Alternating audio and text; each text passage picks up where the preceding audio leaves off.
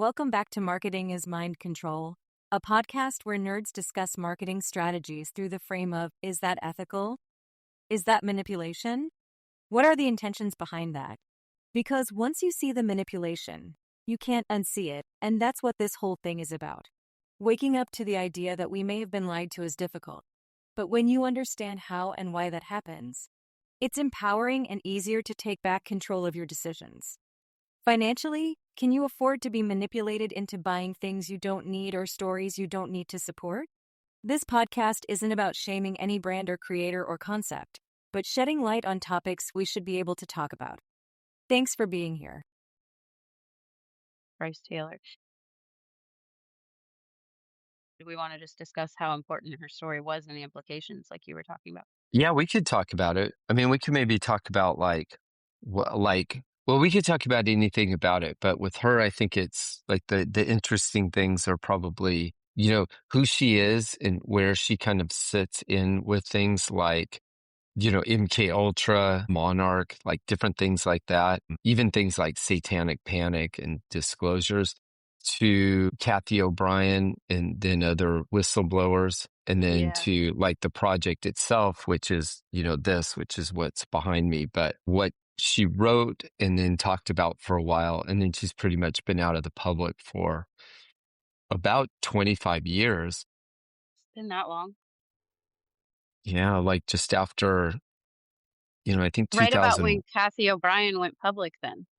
Yeah, I mean, they kind of come out at the same time. And then right around, I mean, she's talking about, she published her book in 1999, Thanks for the Memories, which is a memoir.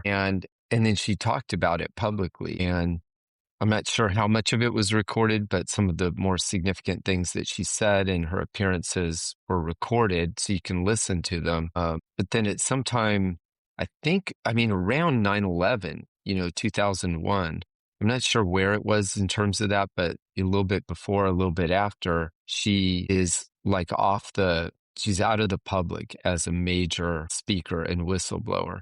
And so I'm also not sure exactly when Kathy kind of comes on as a major speaker, but they were somewhat contemporary. Well, they were quite contemporary. They even knew each other. Well, Mark, and you had mentioned, and we read in her book where they had traveled together for a while, and Bryce's, finances were paying for Kathy and Mark travel expenses.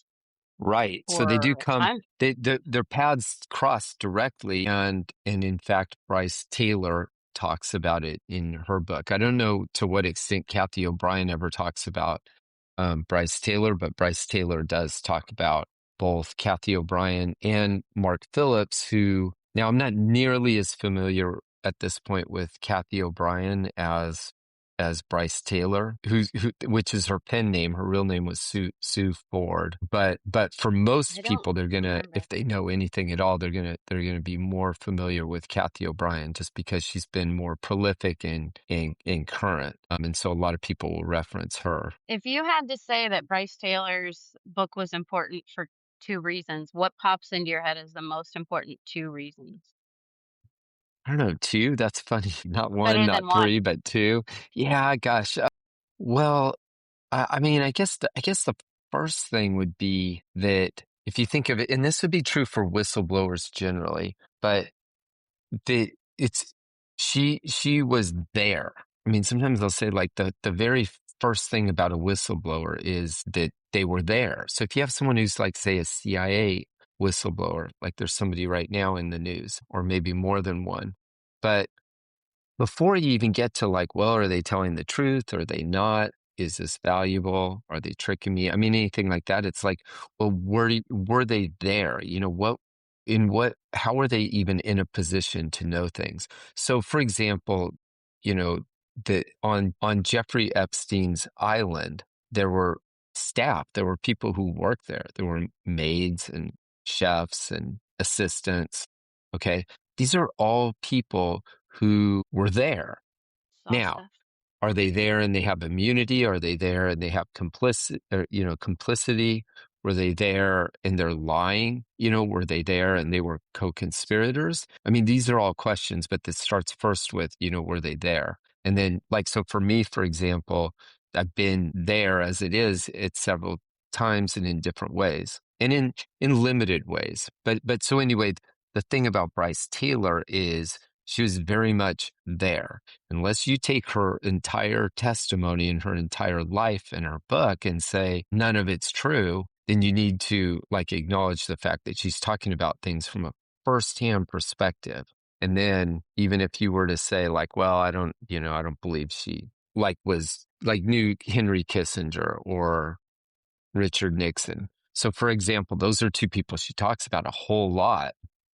Then, okay, but then you can walk it back and say like, well, where did she come from? I mean, she was born in Los Angeles. She grew up in Woodland Hills. She went to the Presbyterian Church. She went to Taft High School.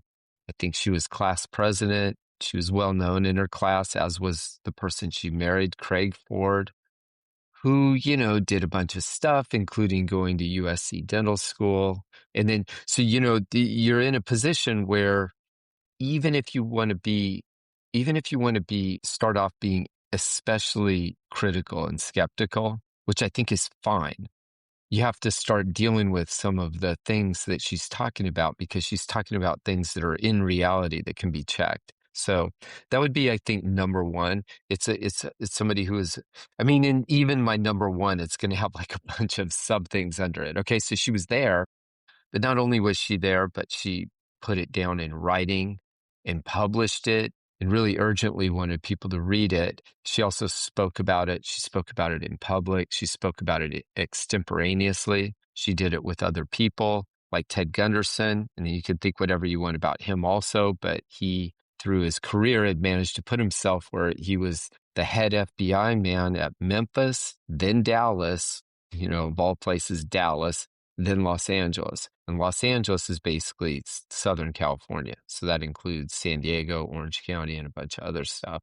And it includes most of the places that she's talking about. So I put all that under number one, as a whistleblower who was there. So she was a witness to history in some big ways. And I guess I'd also say, yesterday was supposed to be MK Ultra hearing day, and that got postponed. But let's say that there's some new revelations about MK Ultra and some new documents and new testimony, and we find out some stuff, whatever that stuff is. Well, she documented her firsthand account of everything she knew about it, and that could be compared with the new revelations. To see what matches. Yeah. Yeah. Does it match? Does it not match? Does it answer questions? Does it raise more questions? In every way you look at it, it's helpful. And, we talk a lot about puzzle pieces. Mm-hmm. To not look at her book would be to say like, well, there's a bunch of puzzle pieces, but let's just try to solve the puzzle without it.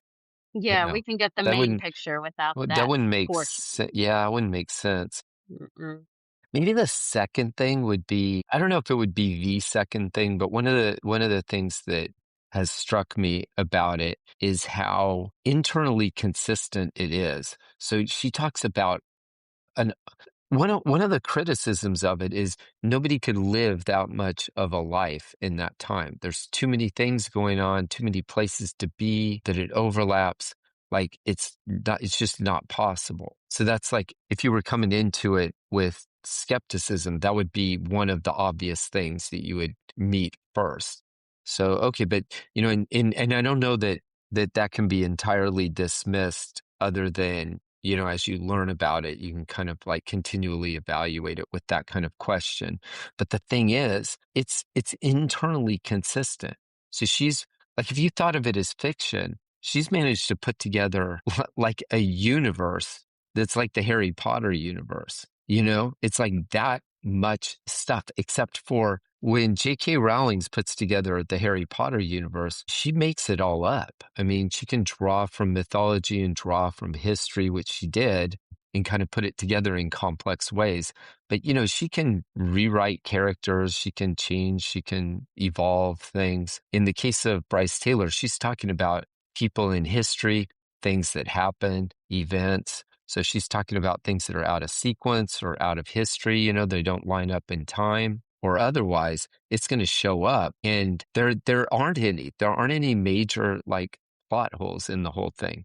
I don't even know that there are very many minor ones, if there are. If they are, they're easily accountable. Like, oh, I thought it was 1968, it was 1969 kind of thing. But I don't even know if there's many of those. So that would be another reason to read it.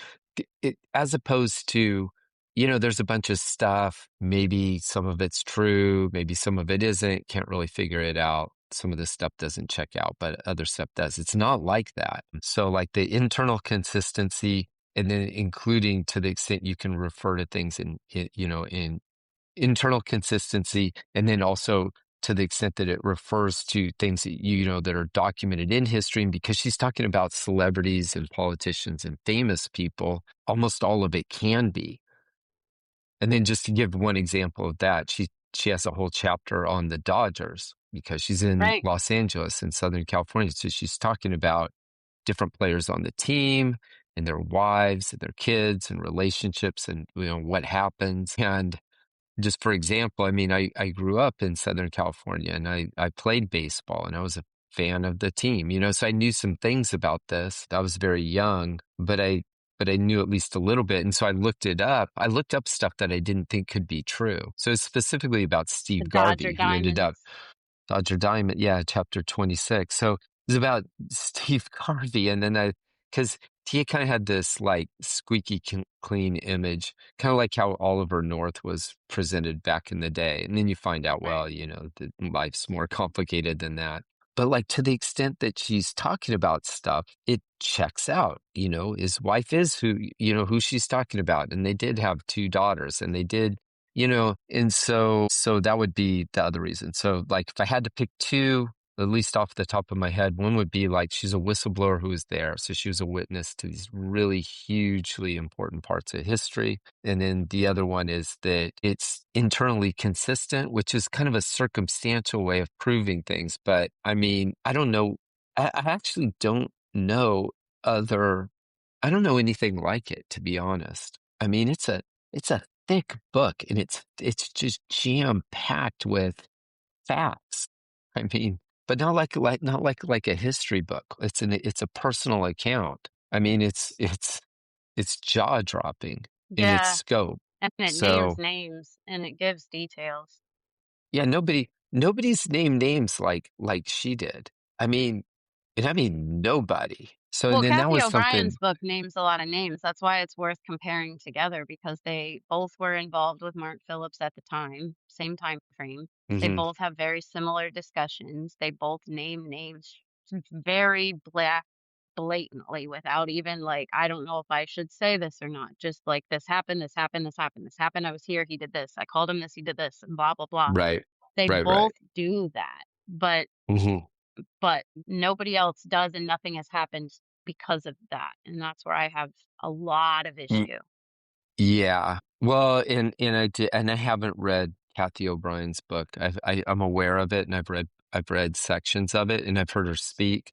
So I feel like I know it generally, but I actually don't know. So anything I say is based on like the limits of what I know and what I'm aware of. I didn't mean it as, I guess I didn't mean it as like an absolute fact. I meant it as like of everything that I know and know of. But to the extent that I have looked at Kathy O'Brien's book, it's not as, it's just, it doesn't contain as much just volume and detail based on what I know, which is not everything. So it's kind of with that caveat. And anyway, I mean, I don't reference her to so much in this sense to say like, well, this is better than that or this versus that. It's Right. more like, Yeah. to take the thing that's especially well known, and that would be Kathy O'Brien, and then say, but there's this other thing that was contemporary and it like matches up in ways that are like favorable that make me wonder. I mean, I'll be like perfectly honest. It makes me wonder why one is so prominent, has such an easy way to get to the public in a time where, whistleblowers are like almost, I mean, I think it's probably never been so well known and accepted that it can be really difficult to be a whistleblower talking about things that affect, everyone, or talking about like famous people or really powerful institutions. So, you have Kathy O'Brien out there and she's not to take anything away from her, but she's able to speak at events, with other speakers where they charge money, which is fine as far as that goes, rent venues, hire security, and just be able to have these events that, sell t-shirts, sell books, sign autographs. I don't know, That's the where you part have, that's a little concerning because the venues are sometimes places Kathy was abused by the owners or this, that, or the other. And so it's like, what? Why would she go yeah, back? so that would be a curious fact. I mean, to me, that wouldn't really, I mean, like, I feel like she can speak wherever she wants. And like, and that a plausible explanation could be, as witness that I've overcome that, I'll speak Right. right where, just like an alcoholic that's in recovery, that's sober, could go to a bar and say, doesn't matter. You can pour Yeah, the alcohol right in front of my face. This isn't me. I'm changed. So she could, but it's a very good point. if an alcoholic, like Has an in issue. recovery, right, went into a bar, but didn't want anyone to know about that and was kind of like weird about talking about it, well, that would be kind of different. So, yeah, I mean, to the extent that that's true, that it would be odd if she doesn't at least acknowledge or explain it. That would make me wonder. But the bigger thing is, and it's not really personal to her, it's more like, how is she able, or why is she able to speak so freely? Like, I don't feel like I can speak that freely. I feel like I get hammered by some disclosures I make Wow, that's if interesting. if it gets any kind of if it gets any kind of airtime. I mean, I don't think anybody cares what I say if nobody's listening to me, but if somebody starts listening to me, if it starts to resonate, then I get, some kind of smear campaign. I get defamed, I get isolated from people who would be my natural allies. But that doesn't appear to happen to Kathy O'Brien, which makes me wonder why.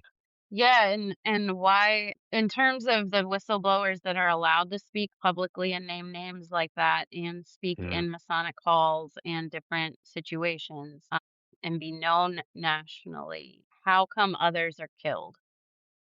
right. That's the question I have. I Y- I Right. don't discount anybody's stories. I don't stand, and I hope this, if anyone ever listens to what you and I are saying, I hope nobody comes away with the fact that we are trying to detract away from what either of them have disclosed. What the question I Right. have, and I want to make sure that it's well known, is that I don't understand the whistleblower protection schematic in our country because some whistleblowers are promoted, some whistleblowers are immediately killed before their story can even be known. Some whistleblowers are allowed to talk and then they're controlled and you can see the control.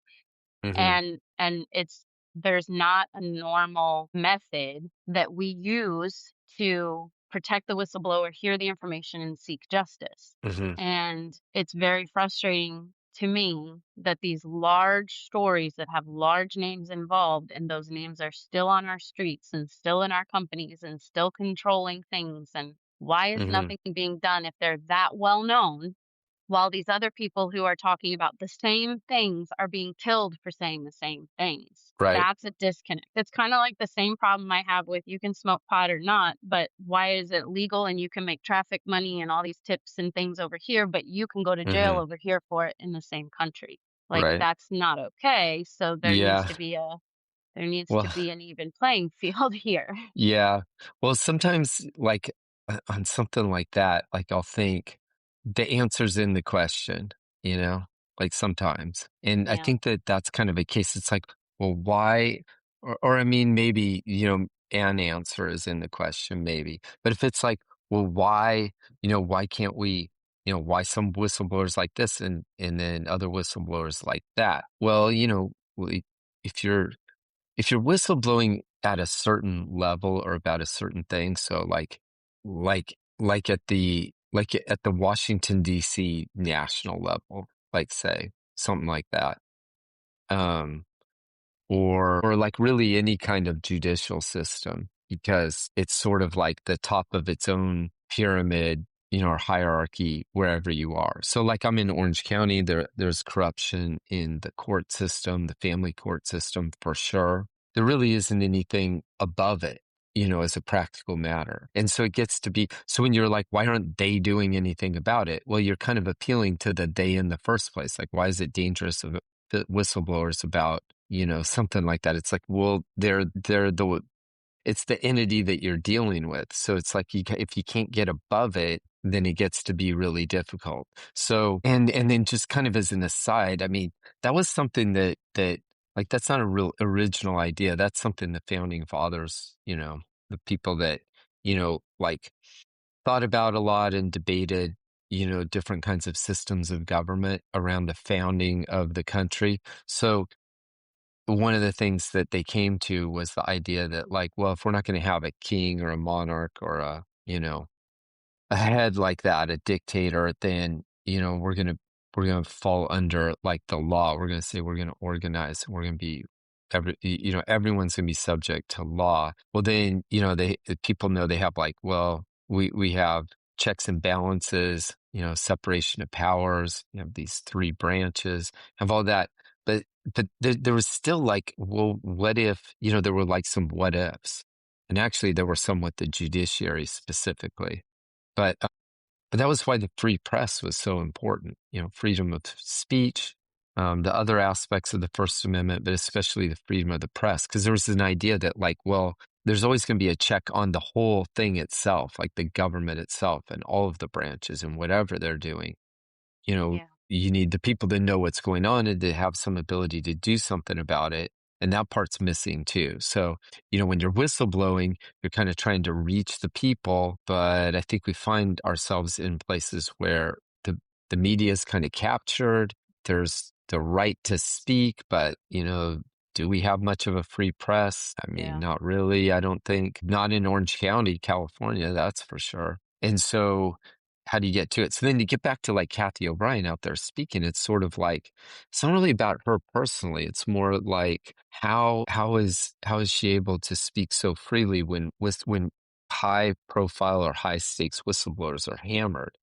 I actually think one explanation is she's talking about historical things mostly. So I do think that's one reason. It's Right. like at a certain point, you're talking about, like, what happened in the past, not so much what's going on now. And I understand, like, that, MK Ultra continues and these things are all connected, but I do think that that's a part of it. But I don't think it really explains. I don't think that's the main explanation. And then I have ideas about why that is. I mean, About what do you why think? that. Well, about why? I mean, just like as a thought exercise, why is Kathy O'Brien able to speak relatively freely when other people can't? I mean, just as a Yeah. what? It's How brought up how? a lot of questions. I don't see people theorizing the answers to that. Yeah, I mean, even if you took the position, like, I mean, one thing you could think of is like, well, she's controlled. I mean, she's limited and she's being guided. It's a controlled narrative. It's a limited disclosure slowly over time. I mean, these are ideas. She's being handled. She's been reprogrammed. There's like a lot of ideas like that. Hmm. But you could also take the position that that's crazy, that's heresy. How dare you even think that? I actually think that's kind of where a lot of people are coming from. This is sacred. You can't talk about that. You can't even wonder or question it. So, but even if that's your perspective, then you could still say, like, well, I mean, but seriously, how is she able to do it? What can we learn? Right. How is she able to be successful? What can other Right. whistleblowers learn from what she's been able to figure out? So, I mean, any way you look at it, I think there's a way to approach it with, sincerity and Right. curiosity. But when people say, she's the hero, you can't talk about that, how dare you, or something like that, well, then I don't even think that does a service to the whistleblower, because a real I don't think so. whistleblower, I think, would think, be critical. It is hard to believe. Do research, see what checks out, challenge me, ask me questions. That would be like a whistleblower like Yeah. that. I mean, and you hear people will say that. Absolutely. Absolutely. And this all kind of centers around the idea that we're judging whistleblowers. We're still not just bringing judgment or justice to any of the perpetrators. And that's where Hmm. I think all of our questions reside on the fact that these are disclosure books. These are very important books. Bryce's Hmm. book was such a eye-opening discussion for a lot of things in my own survivor story. So I can't imagine hmm anybody else who's read it, how it has like opened and helped them put the puzzle pieces together. So Right. imagine if that was a best time seller. Everybody was talking about it, and people were Yeah. on Good Morning America talking about what was in chapter 26 or all of these Right. different things. But it's not for No, some no, reason, it's even though we're talking about MK Ultra, we're talking hmm about the thing in public. So there's a disconnect in the disclosure that is stressful to the fact that the people who are talking about it, who are trying to get the connections between the MK Ultra movement, the disclosure movement, the targeted individual movement, that whole situation is very much clouded in terminology, SEO, hmm misunderstandings, and all of that stuff. And now all of it is trending, but we're still not getting any solutions. Some people are able to go popular and other people are dying for the same topics. right. And And so and that's where it's why? yeah, Yeah, why? Why why? is it all trending right now and we No. don't have any Yeah. answers yet? So I know we're Well, at a but cusp of something, but But I mean, we kind of have, I mean, but where are the answers going to come from? I mean, we all kind of maybe they're going to come from me and you. I mean, what do you expect like CNN to break this? They're going to go like, "Hey, we finally figured out why nobody's reading Bryce Taylor's no, book." I expect so this They're is what never I going to. expect. Do you know how Alex Jones randomly every 6 months will go, "Oh my God, they're here. They're here. They're going to shut us down. Everything's getting shut down. We're losing everything. We're going to lose it. They're Yeah, shutting us down. They're walking I know. into the place and I expect I know. CNN, ABC, Fox News, MSNBC, Bilderberg surveillance, all of the things. I expect Yeah. them to be like, "Oh my God, they're here shutting us down." And then actual people walking in to like shut them down and take them to jail for lying and colluding and all these things. I Yeah. expect that.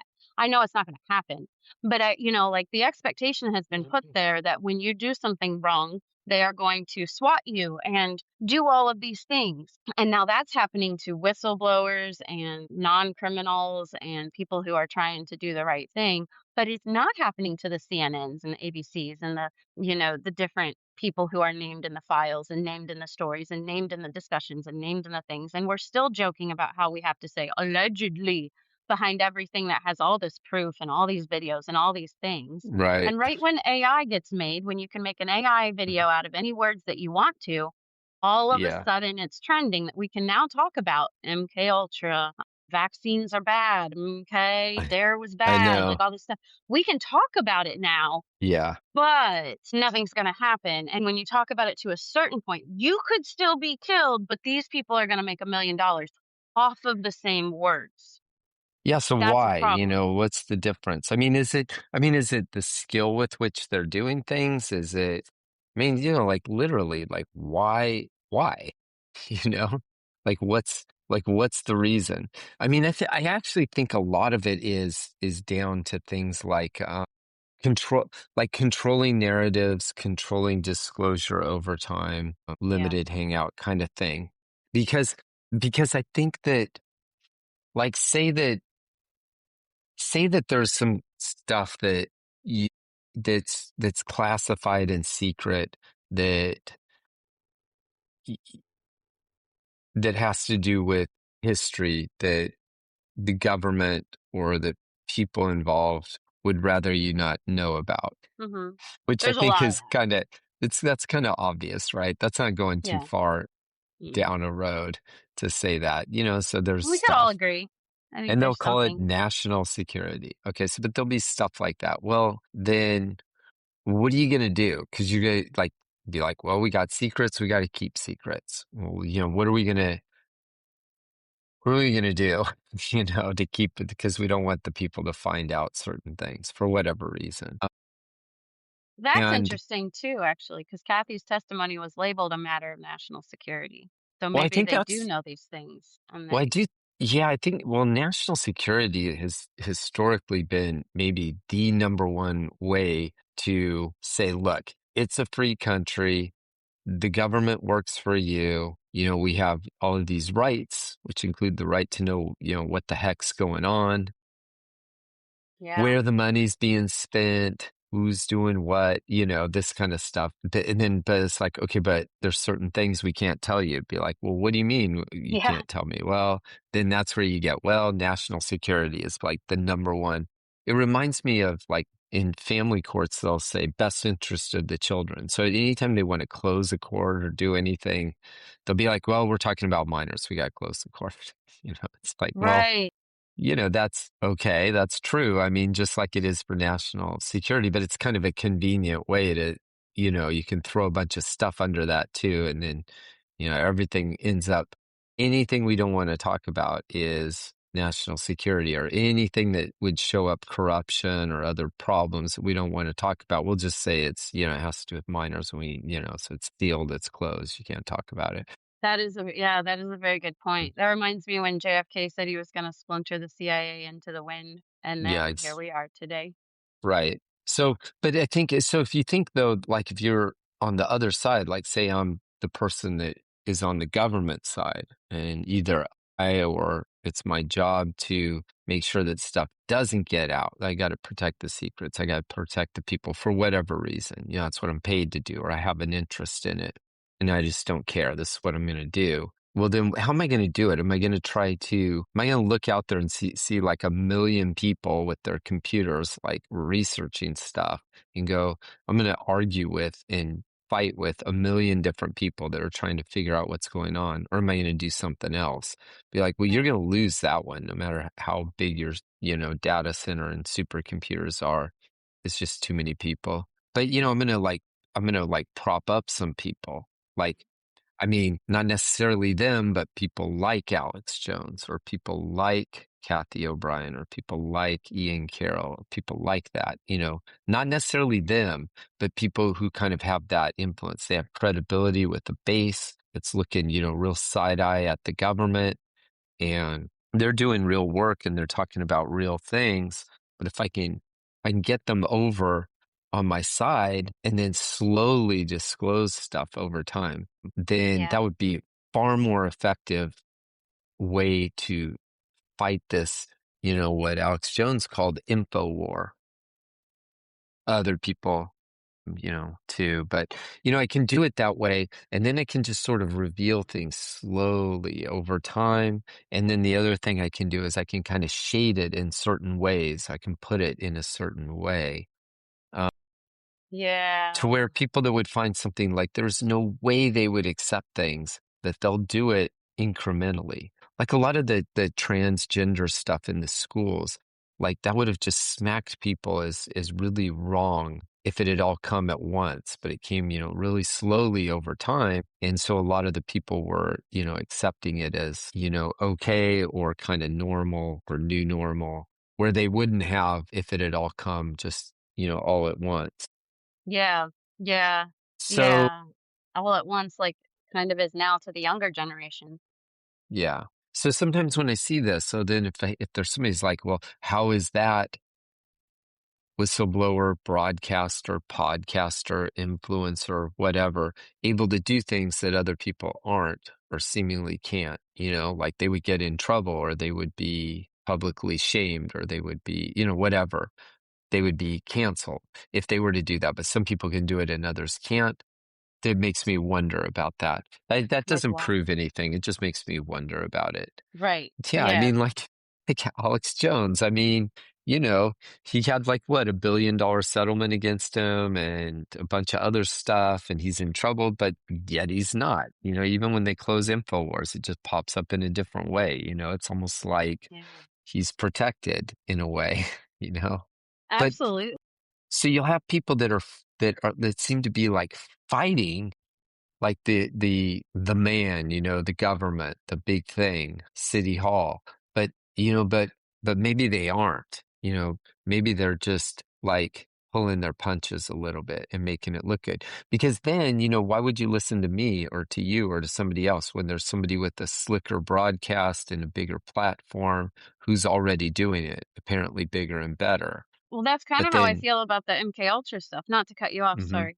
No, I think you're I right. remember but the MK Ultra stuff and all these different like So there's the cult podcasts that are like, a little bit smaller, mainstream, but they're talking about the real stuff, like Cults to Hmm. Consciousness, even Imagination with her Hmm. MK Ultra library. Right. And then that went trending. Everybody's talking about it to some extent. Now you've got Maya Bialik is talking about mind control and MK Ultra. And she was Blossom. I don't know if you know who Maya Bialik is, Hmm. but you've got Kardashians talking about conspiracies. You've got Right. there's like giant celebrities who are, Yeah. from our understanding, under this puppet string of control that they can't drink a glass of milk unless we, tell them to type situation. A lot of people think they're talking about this stuff now too. So Yeah. it's interesting to me that, like, when you say that they disclose to a certain point, they have to. And that's unfortunately where it gets the feeling of sometimes with these large influencer disclosure accounts, because it doesn't look like they are not handled. And that's the Yeah. scary part, because I want survivors to be able to grow up, heal, do their thing, tell their story if they want to, Right. not tell their story if they don't want Yeah. to, sell a product, sell a book, sell a jewelry, whatever they're going to do, go talk. I want them Yeah. to be able to do the thing. Right. I don't want somebody, Right. and I don't want them to be vulnerable so that somebody comes in and goes, I have to control this. And it seems like Right. when a survivor gets to a certain point, we see they are controlled or they are silenced. And that's not changing. So if we're not asking, are Right. all of these giant survivors who are now promoted on every podcast, everywhere, has every book, has billions of dollars, all these things, are they Hmm. safe, free, happy, healthy, and okay? Or is that a story we are being told to control us?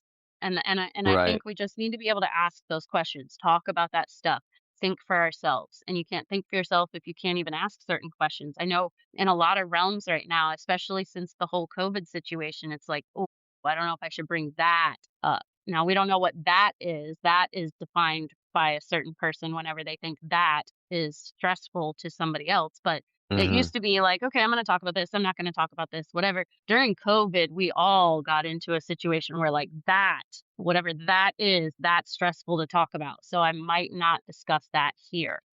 And that really changed the way a lot Right. of people learn things, because then the algorithms are trained off of what you don't look at. The news doesn't show to you if you don't look at that word. So, like, we're not Right. able to get information, and now they're controlling the storytellers who have the knowledge. So Yeah. this is a rough time to live in, I think, for people that weren't alive before the internet, weren't alive before, I mean, Kathy O'Brien, to credit everything that she has been doing, has been Hmm. speaking since you had to drive in a, what was she talking about in her book? Like, she had to drive in a pickup and use payphone money, and she was making printer copy money with the change she could find in between the seats. So, like, she's been through it trying to get the knowledge out there from what we know, and Right. nothing has happened. Nothing, there's no justice, and these children are still in the situations. The gate programs are still going on.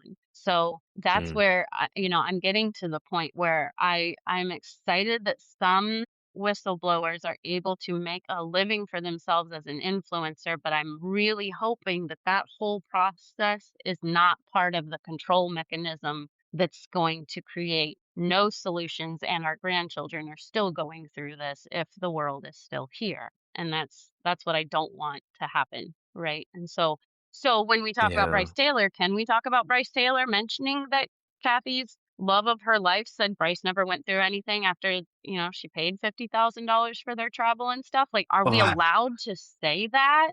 well, see, that's the thing. That's the so all of this, is kind of like the thing for me. Like, we should be able to talk about all of it. And and I mean, especially when we're talking about things like this, about high stakes whistleblowers, government programs that, you know, people want to keep secret. And then especially people who, for in whatever way, are identify as targeted or victims of kind of like systemic or systematic, deliberate abuse, especially as Yes. children, then we need to be able to talk about that. Even if, and by the way, I think that's true even for people who are extremely skeptical. So Yeah.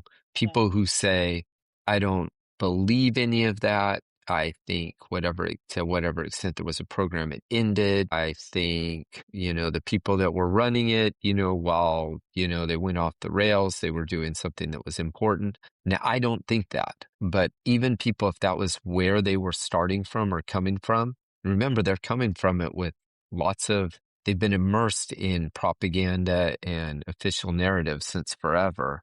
Like I would want them to be able to talk and think and prove their point or say where they're coming from, because I think the end result of it would be that we would get much closer to the truth faster if there was that dialogue.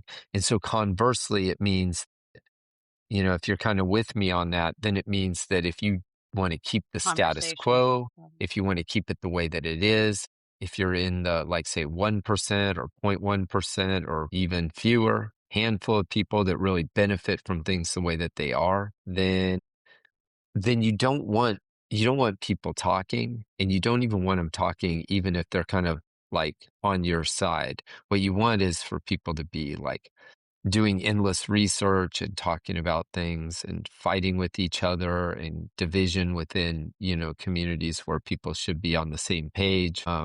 So yeah, I mean, I just think I think it's really interesting. I think it's important. I think it's more interesting than almost all of the fiction going on. So people watch drama on TV at night. They like to watch cop dramas and solve crimes and do all these things in the fantasy world, but then they don't want to look at it when it's like, something in reality more compelling, more incredible is going on in real life, but they can't be bothered to look at that. And even that's interesting. Like, why? Right. So yeah, I almost feel like the opposing voices need to be heard too, so like someone coming from, not necessarily me, but people coming from like where we're coming from with a lot of questions and some knowledge really should be heard.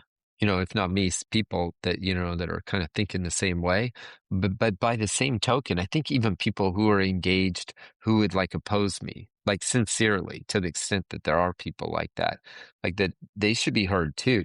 I mean, I want to have the conversation. So like Bryce Taylor, for instance, Yeah. I'm not of the opinion like, hey, you need to read this and understand that it's fact and you need to believe everything in it and you need to do it now. I don't think that at all. What I want is to have the conversation. Here is someone who lived a life, and here are the things that she said. And I think she established it well enough to where it ought to be heard. And so I want people to look at it. And if they look at it and they go, that's crazy, then that would be a great conversation and be like, okay, let's look at chapter 26, what you said about the Dodgers, to the extent that we Yeah. can check it Let's do out. it. Does it check out or not? Well, that's a good point. Do you mind if I drop a point there? No, go ahead. So when you were That's talking about Steve yeah. Garvey, I looked up his daughters Yeah. because Right. Bryce Taylor talks about how his daughters were put in the lineup as well. I've heard the lineup from, I Right. believe Kathy talked about the lineup, but I know Kathy talked about how she talked about like Pete Rose and the Reds and the gambling, how the baseball players are used in MK Ultra. So that checks in both stories. Hmm. Baseball was talked about, but I also looked up Steve and Cindy Garvey's children, and there's a article that came out in 80 that ruined their marriage. It was discussed, and Hmm. then after that, it discusses this whole. It's a research starter, so they're just looking at the whole story. Yeah. It goes through a lot of discussion. I'm not going to bore the whole situation, but a lot of it would somewhat align with what Bryce was talking about in terms of like if you look at it in terms of they were talking about he was having affairs, he had addictions, he Hmm. was abusive. Okay, so those threads of behaviors are also probably the same threads of behaviors that the people that were doing the stuff that Bryce Taylor is talking about were doing and acting like and being like. So there's that. But Right. then also it says Steve continued playing baseball until 87. Da, da, da, da, da. So Cindy wrote in her memoir she remembers that she was abused by her father and emotionally abused by Steve. But then the daughters talk about why they are estranged from him as well. The daughters talk about the emotional upbringing, all the different abuse and situations and paternal situations. So Nobody is actually coming out and saying physically, my dad did this. He put me in the lineups. But all three of them are saying that the household was very similar to the mentality that someone that did that to Bryce would Right. have been. And so if Right. we understand how, when you talk about Loftus and the false memory syndromes, or we talk about like all these different situations where like that memory came later, or I don't know, we have to understand that some people's memories are blocked out and they also are labeled something from very early on so that that child doesn't say something in the wrong way to the wrong person. So when Right. people disclose things 30 years later and say, was mean to me, we don't actually know what that meant because a lot of it has Right. been pushed aside. So there's going to be a big, issue with, well, where's your proof? Okay, well, we might not have a physical video of every single time every single one of these people did something MK Ultra to somebody, but we might have fruits of the spirit that show this Hmm. guy was like not working in a really good way for many decades. If he also aligned with this person who did this and he also aligned with this person that did this, Right. that to me is enough to be like, I'm going to believe these people. It's not enough Hmm. for a judgment, obviously. We have no justice. There's nobody in I think he got a slap on the wrist or some jail for something. I don't remember, but it was, whatever. But it Yeah. wasn't for what Bryce is talking about. It wasn't for the girls in the lineups, right? And so we're not going to Right. get justice, but it's enough for me to believe the survivor, not ask for proof, not need that. And I don't understand why our people who are in government, even Trump, like I don't understand how any of them can't operate in the same understanding so that it reaches the courts, it reaches the lawyers, unless that whole system is corrupt to align away from justice. Because, Well, and you we know, have a lot of evidence that it is right. And so corrupt. that's where I'm at. How do we, it's when we want solutions, we want justice. We don't have a justice system that allows justice. We have statute of limitations on crimes that should never have a statute of limitations on them. We have legal laws and all kinds of things that I don't think should exist. I don't think we have a system that allows for justice. I think the people who are doing the problems have created the system so they can't be in trouble, kind of like our tax code. The rich people know how to use the tax code, Hmm. and I think that's the system we're in. I think technically they can arrest somebody for a crime, but I think these crimes are so well organized, so well hidden, so well intricate that it we're not looking for legal justice. I don't think we can get legal justice with what we have as a system because look what's been disclosed for 60 years. Look who Tom Homan knows Kathy O'Brien. They've talked. He knows my story, she has said. So if Hmm. our border czar knows Hmm. that and he's in charge of Yeah. trafficking and stuff, is he talking to Susie Wiles, who knew Reagan, who was named in Kathy O'Brien's book? Like that would be Susie Wiles is Trump's right hand woman right now. So like I would like to connect Yeah. dots and see who knew what, why are they still where they are, and how can Hmm. we change the whole system to be like that was really shitty. As Clinton said, we did that. We should not do that Wow. anymore. He Right. said we did it while he was doing it. And that's the problem.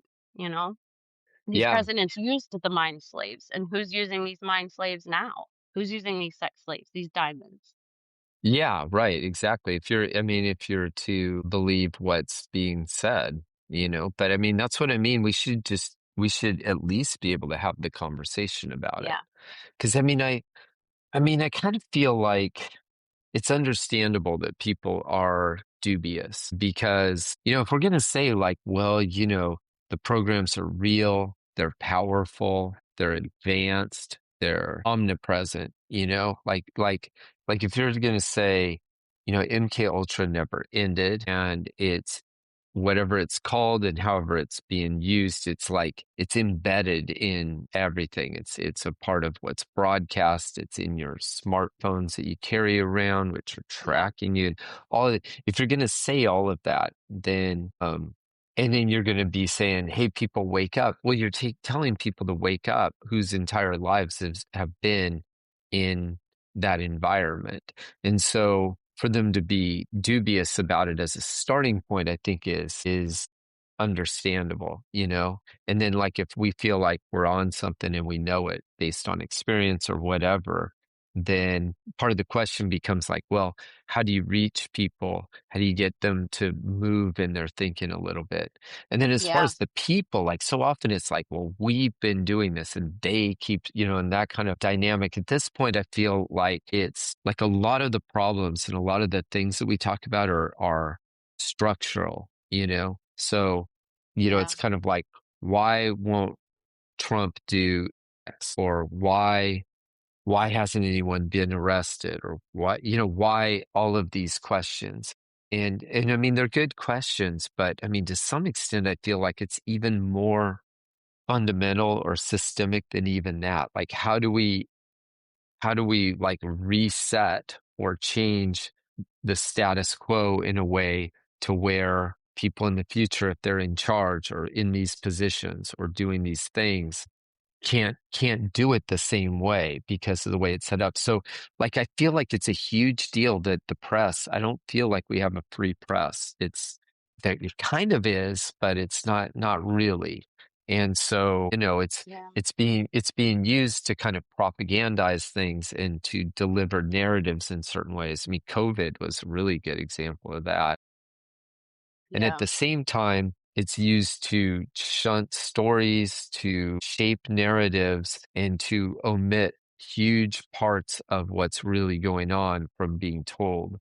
Allie Carter's a good example of that. You Right. have her. Yeah. She says, I mean, to take it like, again, in kind of a skeptical way, well, you have someone, she's saying these things that are really hard to believe, but she's got receipts. She says she does. They've been validated in some ways that I think that are satisfactory to me, at least more than enough as a starting point to say, okay, well, she's established some things. Let's learn more. Plus, she has a mom who adopted her. Plus, there was a smear campaign against her that was meant to discredit her. But I think the very fact that that smear campaign happened and that no one's gotten into trouble, apparently, for even that, which was like outrageous, like violent bullying, cyberbullying, Oh, is no that filter, actually targeted harassment, gang evidence, yeah, stalking. targeted. But whether you believe her or not, or wherever you're coming to her with her story, I mean, how is that not in the news? I mean, Right. she's talking Right. about what happened when the sheriff in the place where it happened is Hmm. running for governor, and his career coincides perfectly with her life. Doesn't mean he's complicit.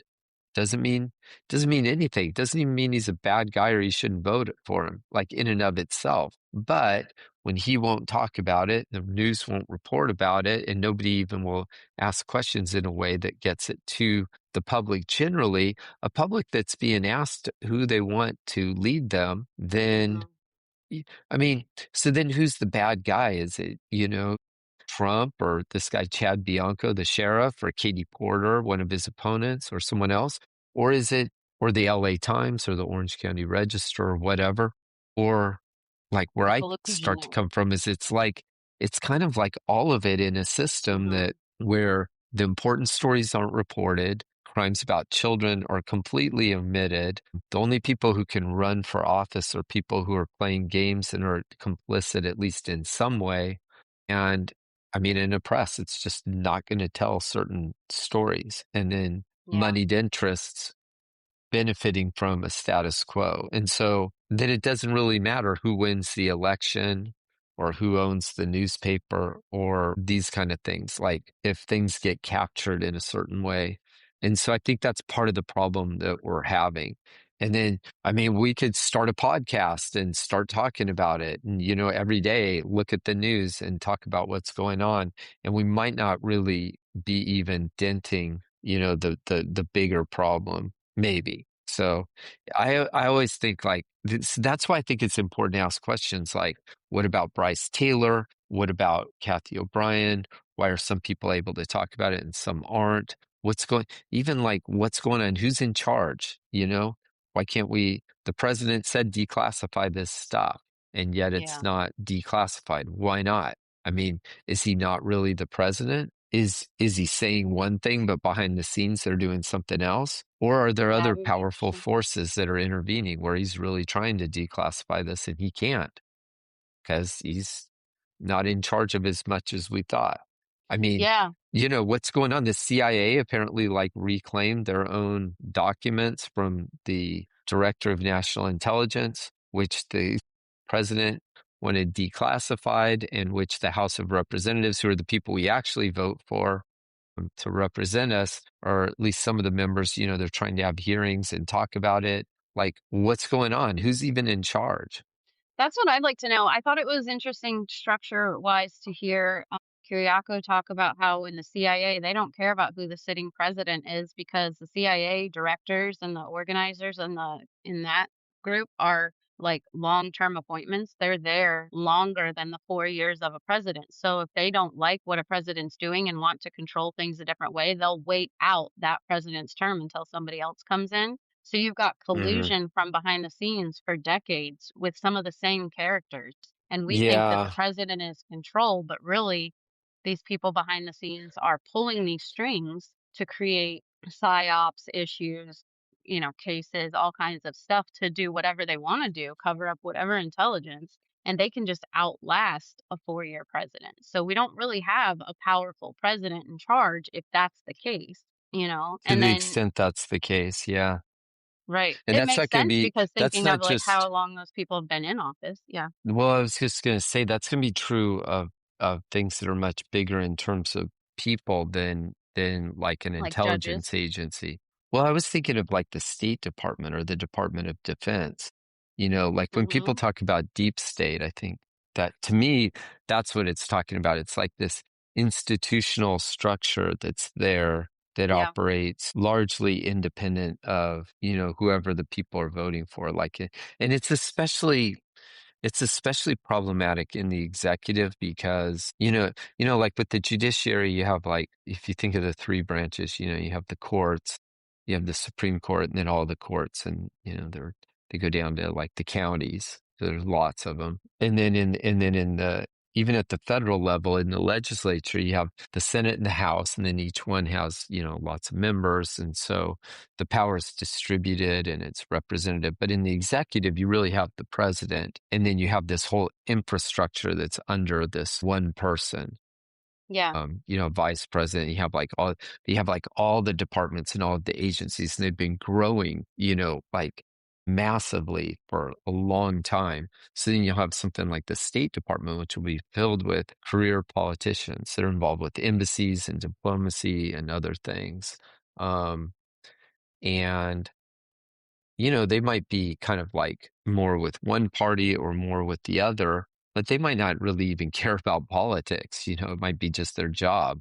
Or they might be in there and they care very much about politics, but they don't really care about the people that are being represented or even really Democrats or Republicans. They care about other things, whatever the other things are. Right. So, yeah, Yeah. I mean, that's all a problem. And to the extent that that's a problem, it doesn't get addressed directly by elections themselves or like personalities. Like, why won't Biden or why won't Trump do X?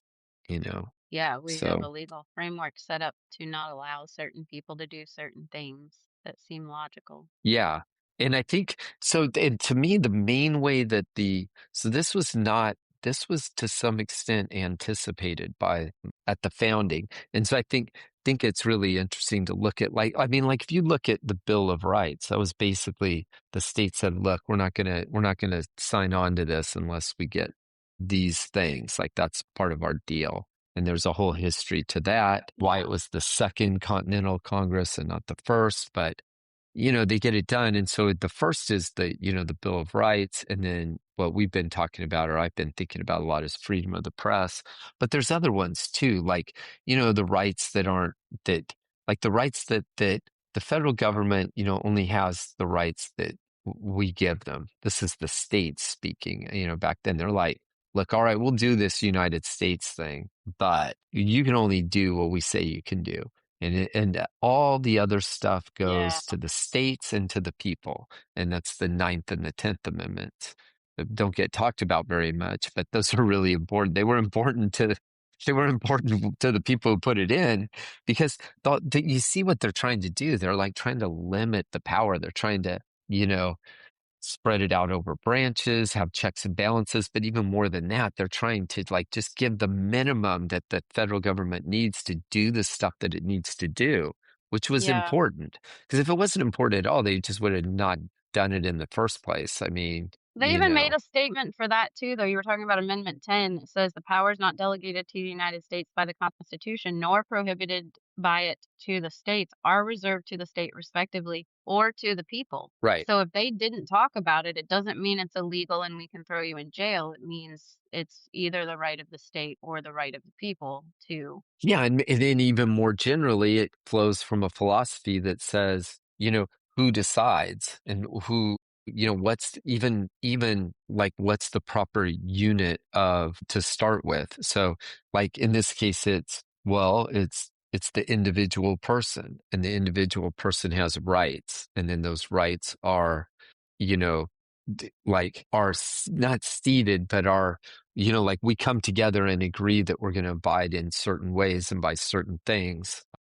But basically, the rights don't come from the government to the people. They start with the individual people and who agree to organize governments in certain ways. And And so, trust the government to do that for us. That's what we're well, giving the government our trust to do something. yeah, but even that, I mean, I'm not sure there was ever a government form that was more distrustful of the thing that they were creating. Because I mean, it's like in the whole thing, it's like That's we why don't we yeah. don't trust you. We're coming to this as reluctantly as possible. We came over here because we didn't like what they were doing in England or whatever. I mean, I guess a lot of them came here just as, colonists. But I mean, whether they started that way or they got to that point, they were not down with the program and they wanted to do things their own way. And so, yeah, I would say like, no, it's a lot of distrust. Like we don't trust you at all. So you're going to only do the things that we say and we keep all the other rights. And we also have guns, and we can also say whatever fuck we want, and so we really don't trust you at all. I mean, don't even like you, Exactly. but we Well, understand that we yeah. have to deal with you. And so, yeah, Well, right there's an interesting spot too, because you talk about, we can say whatever the fuck we want. That's freedom of speech. That's number one here. But the press right. says whatever they want in terms of propaganda, which I think is wasn't that another amendment that was made in the 30s or something about the government cannot use propaganda against you, the Smith-Mundt Act? I guess it was an amendment. It was an act. Yeah, But then Obama threw that out, and now they can right. use government propaganda against us digitally too. Yeah, that's not good. And so It's it not used good. to be, we elect you, we wrote this, we want free speech, we agree to these rights and things and stuff. And then it turned into this governing body is in control of everything that does everything for every one of us, and they can do whatever they want to us. And we're not even allowed to sue them. We have to have permission to sue them. So I think things have been a little misconstrued since the beginning, Well, you know. I mean, yeah, I mean, but I mean, it really depends on how you look at things. Like, well, I mean, I think you're right. I mean, I think it's actually exactly right. But I do think there's like you can stand in different places and look at it. So like if you just by like the language you were using, it's sort of like it's still like they're doing these things and I mean, it's like if you think about it from the perspective of the rights are mine, it doesn't really change what's going on. I mean, the problem is the same, but like to me anyway, it looks like, well, to the extent that that's true, and it is true, then it's to the people to do something about it, right? Because you're How? basically, That's amendment number 2. well, well, yeah, except for, Right of the people shall not be infringed, but necessary to secure a free state. no, I know There what was it an says. and there It's was just, another spot in there that says something. Where is it? It's another spot that says to protect against a tyrannical government. well, yeah, which is what we have. Right. Uh, and so then what do you do? I mean, and then what do you do gets to be difficult when, I mean, I felt like for some time that if just 1% of the people were really awake to what's going on, then things could be solved. And when I've Right. talked to people, like people who are serious, there aren't that many serious people, but when I've talked to serious people about it, and kind of like run that idea by, the reaction I tend to get is like that. What do you mean 1%? Like, don't you need 50 or at least 20 or 10? But my thinking is, if you just you just need like enough people to be kind of like awake, like free from the propaganda, to like make it enough to where like the next level and then the next level after that get it. And then it's like, the Berlin Wall, it falls. And it's not a perfect analogy, but I think it's a pretty good one. It's standing there. It's like it seems like there's nothing you can do about it. Every once in a while, someone would try to escape, to freedom, to relative freedom, and they'd get shot or something. I mean, it was just like like you can't do it.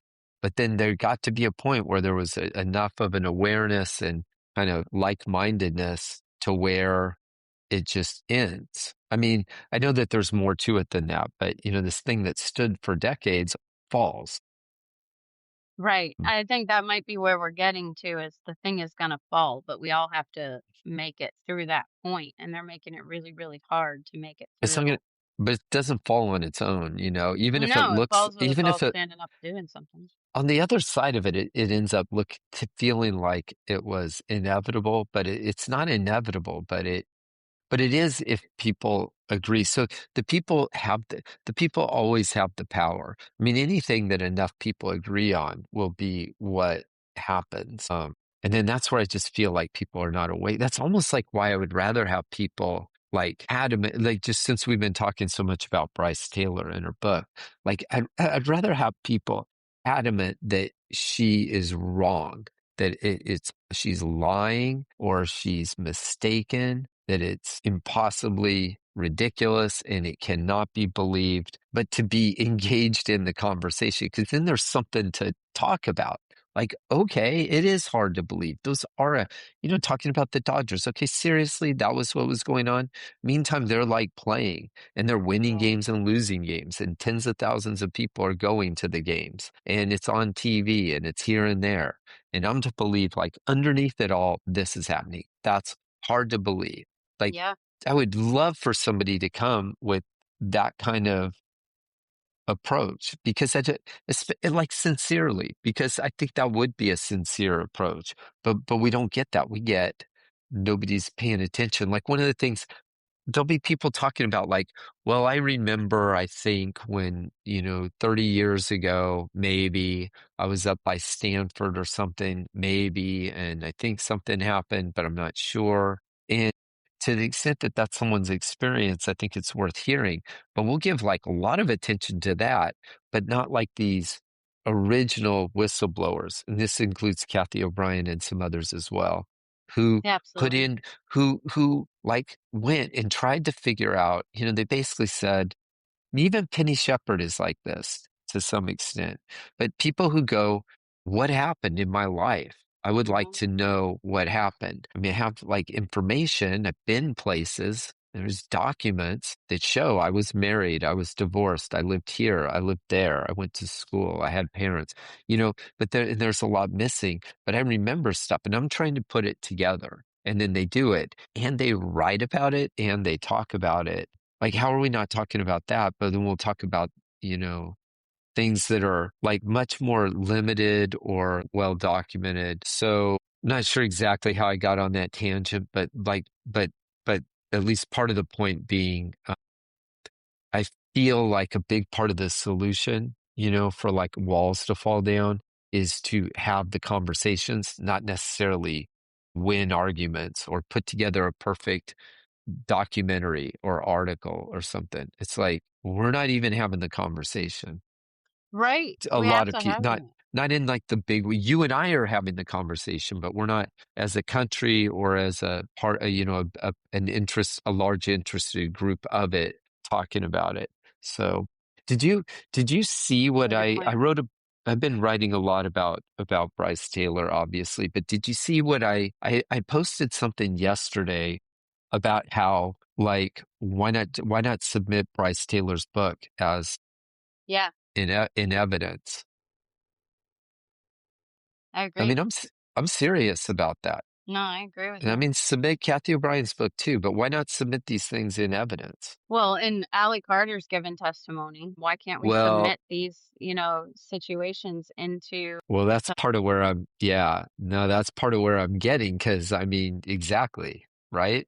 I Well, when you mean, talk about you said, and I think you said this very well the other day, and I'm not gonna, but you talked about the decades, right? So we know that mhm, MK Ultra had specific decades that they were doing certain topics, and then they did something else, and then they did something else, and we're told that none of it ever happened. Well, you've got a whistleblower from pretty much every decade in the same region of California discussing right. pretty much the same exact abuse, and none of them knew each other until I mean, I don't think any of them actually know each other except Kathy and Bryce. So the story, the idea that somebody can either be in or taken to the same exact location, have the same exact discussion of abuse, corruption, all kinds of issue, Hmm. 60 years, 50 years in play, that's happening in the same region, and nothing has come out of that, that's in terms of justice, nothing has come out of that, and we still have some of the same players running today for government, not that he did something, I'm just saying he was there.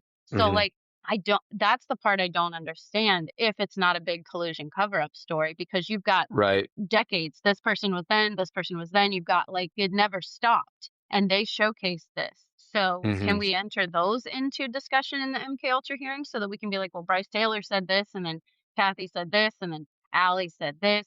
That's interesting because this person then went on to do these things. I mean, we could talk about Kissinger all day. We could talk about Reagan. We could talk about Uncle Jerry Ford.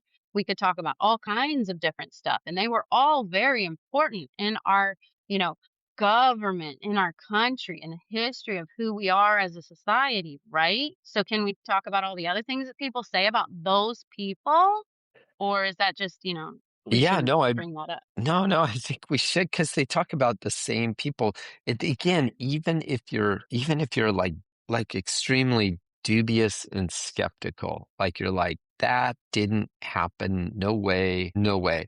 Like, Right. again, like I could see somebody saying, look, I mean, most people will have affinity for one political party and not the other. So, they'll be like, for some of them, they won't like them anyway. Like, so, Right. if they're a Yeah. Democrat, they might be saying, like, yeah, I'm willing to go with you on Reagan or Kissinger or Bush or whatever. Yeah, they're bad guys. Yeah, they're bad guys, or like, the same will be true in the opposite way for the other party.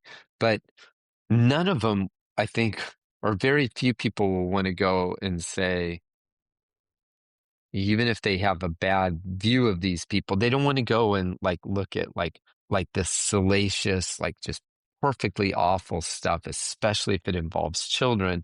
And it's really easy to be like, well, that's preposterous. I don't believe it. And so, like, to get from that to like, let's look at it would be a really big step. And even as part of that could be like, okay, you don't believe it. You think that's all preposterous. There's no way that happened. You know, fair enough. Like, how could somebody do and experience all of that? Then, even still, then we know that there's these programs. We know that there's these presidents. We know that there's these children. So, why are they talking about it? Like, how do you explain that? Why are they talking about the same things? Yeah. Because because there's a reason for it, whatever it is, even if it's they're making it up. Well, why are they making that up and not something else? And why is it, Right. consistent? And then why does it check out so well in history? What's really going on? I mean, who's making them think that these presidents and other people are doing all this stuff? I mean, you know what I mean? I Yeah. mean, Yeah. is it university professors and psychologists and these, scientists and madmen, and they're doing all this stuff, and then they're making them think that presidents are doing stuff that they're not? I mean, whatever it is, I mean, let's talk about it. Yeah, that would be, yeah, I mean, that's the piece. Like, we just keep climbing the ladder of, if we can't talk about that, then it must be these people. If we can't talk about that, then it must be these people. And Yeah. it's gonna get, closer and closer to the top of, you know, who's controlling the things. But Yeah, I mean, like, what the heck? I mean, how's this book there? right. How's this book there? And that says what it says. Man, I get these notifications are annoying. Sorry, figuring out figuring out stuff. But like yeah, I mean, how is it? I mean, they're making it up. Well, why are they making that up? How are they making it up? Why is it consistent? How does it check out? Who's behind this all? But Who we don't have the stands to ability to benefit do that. from We it? saw how they deposed Clinton and Wexner. So, I mean, we can't really have a true conversation about these things because we take them seriously when they say, I don't recall. And Well, that's the yeah, legal but I mean, framework. right. But I mean, that's sort of like, okay. I mean, if you take it like this, it's like, well, I'm going to use Bryce Taylor as like the starting point. So she writes a book, and then it's like, well, how can we do anything? Because so like the House of Representatives, is subpoenaing and eventually like, oh, look at that. They're asking people to testify. They finally drag them there and ask them questions. So like the Clintons or Les Wexner or whoever, and then nothing happens. But I mean, all of that is like we're sitting here going, okay, we're Americans with rights, and there's people that represent us or that are in charge otherwise in some ways. And then they're doing this stuff, but they're not doing what we want them to do. And they're not getting at the problem or the truth of the matter. And so and so it's frustrating and there's nothing you can do, which is, I mean, I think that's a valid way of looking at it. I mean, it's actually what's going on. But if you really wanted to solve the puzzle or, figure something out, I mean, so then it's like, okay, well, then what do you do? You know? And I mean, I think what we're doing right now is like a step in that direction. It's a small one, but it's what's available to us. Like read the book, ask questions about it, think about it. I mean, as opposed to, what? I mean, just accepting it. That's just the way that it is. There's nothing you can Right. do about it. So anyway, that's kind of like how I get like how I think about it, like in a really general way. But that's not the same as actually doing anything about it, but it's at least a step and it's something I could do. I mean, I feel like if enough people were doing what we're doing and talking about, then we would be getting much, much closer to progress. And I mean, I do actually think there's a lot to be hopeful about. We're talking about things in ways that we weren't before. I mean, I think if they try to run, if we come to where there's like a new COVID thing, they couldn't run it the same way as before. You can get over on people the same way. With like Right. hysteria on cable news and like charts and maps and people, breathlessly talking about where it was or where it's coming next and all of that. I mean, I think that could be done or a version of it could be done, but there's going to be people that are there's going to be a lot more people that are going to be skeptical right from the jump and be like, wait a minute. I think actually, I'm not sure. I think my sense is that that's true. I mean, what do you Yeah. think about it? I I think mean, it's true. that it would be harder to pull that off the same way? Yeah. And I mean, But even pull that off. I mean, there are people who have different ideas about like whether even COVID was real or to the extent that it was or where it came from. But I mean, regardless, even what you think about that, I mean, the way that it was sold with a lot of fear and they're just trying again. they might be trying again. But I mean, I think even people who believe something that's more like, people who are still getting their booster shots, put it that way. I mean, which to me is like insane, but people who are still going and getting government stuff shot into their body called a booster shot, I never even even they, put together that there's still people that dumb. That would be horrific. And I know there's a lot of them. That's problematic. yeah, I mean, I think so. I mean, if not, it was up until very recently, still wearing masks. Well, they are Outs. again, yeah. And they're talking So about what are we gonna do? Yeah, no, you're right. Yeah, yeah. I just didn't Yeah. think So, about it in a but I'm while. saying even people like that, I think can recognize that Yeah. or could be shown like old video, like from early 2020, of like CNN or Fox News or something. They'd be like, yeah, man, it's going to look super weird if you look back at it. That's kind of why I'm thinking, Yeah. maybe we're farther along, but they're Yeah, farther they wouldn't be along able to do too. it the same way. They're farther along too. So, Yeah, they've been watching the disclosure movement and how people have discussed what happens and how this happens and why this happens and what they're feeling after that happens. And when they turn this thing Hmm. up, they figure out how that happens. So now, no, I don't think they'd be able to do things the same way. But I don't think if we have a mass discussion where you're talking about the 1%, I don't think like it won't take a lot of people, but we have to be a lot louder than we are now. It's one thing that they're talking about it in Congress. It makes me wonder what's going to happen in Hmm. 10 years because that happened quickly, right? So if they are talking about it, then we are seeing good trends because things are picking up quickly and they're going. So maybe this is a good thing and I need to not be so like negative that nothing can ever change because it hasn't changed. Because Right. maybe it's a great thing that when Oliver North and all that stuff was happening, they were not discussing MK Ultra like they are now. I mean, they had the 70s hearing on MK Ultra, and then from my understanding, it was a conspiracy after that. And so maybe it's a good thing that it is trending right now as much as it is, even if we know that they're gonna control the disclosure movement, because what you're talking about is it's making a way so that new people's new information, new stuff that they learn, they can't, if we're actually listening, they can't do it to us again because we paid attention this time. So Hmm. hopefully, that would be at least a benefit to this. If we can't get justice, we can at least be like, absolutely not. I think there's a lot more people when this hantavirus comes up are going to be like, I'm not putting a mask on than would have ever said that publicly 6 years ago. So Right. we're somewhere different, at least. There's a lot more people that know that Zoom meetings can be professional and it's not, a disgusting way of cooperating with business like they did in 2019. You offered to have a Zoom meeting in a professional setting and they Yeah. laughed at you, but in 2020, it's the way of the world. So things are Yep. definitely changing and changing quickly. Yeah.